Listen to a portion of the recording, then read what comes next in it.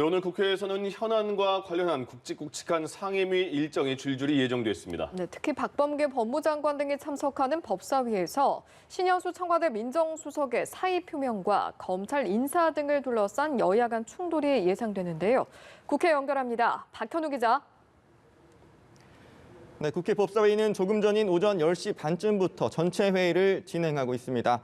말씀하신 것처럼 박범계 법무장관 등이 참석한 가운데 진행되고 있는 오늘 회의에서는 신현수 민정수석의 사의 파문과 검찰 인사와 관련한 여야 간 공방이 예상되는데요.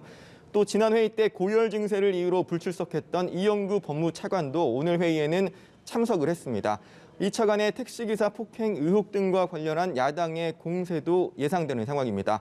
환노위에서는 오전 10시부터 산업재해 관련 청문회가 진행 중입니다. 특히 오늘 청문회에는 건설, 택배, 제조업 분야에서 최근 2년간 산재가 자주 발생한 GS, 포스코, 현대건설, 쿠팡, CJ 대한통운 등 9개 기업 대표들이 증인으로 출석한 상태입니다. 이런 가운데 정보위는 오늘 오후 전체 회의를 열어 박지원 국정원장을 상대로 이명박 정부 불법 사찰과 관련한 진상규명 상황을 점검합니다.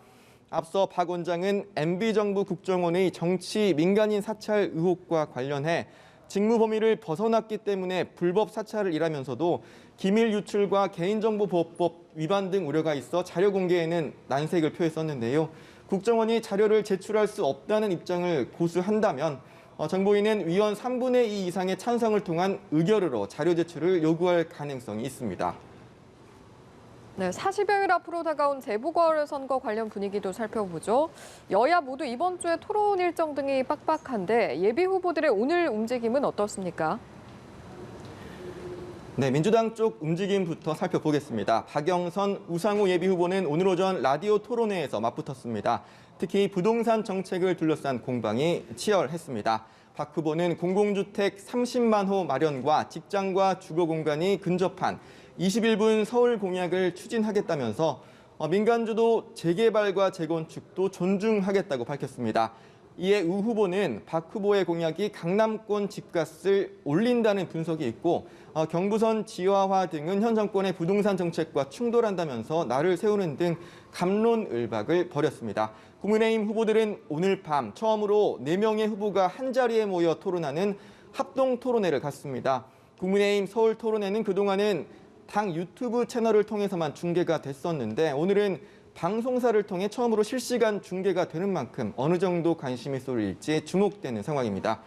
오늘 방송을 시작으로 특히 내일 나경원, 오세훈 후보의 맞수 토론과 금요일 합동 토론 등이 줄줄이 예정돼 있어 야권 경선 분위기는 이번 주 최고조로 달아오를 전망입니다.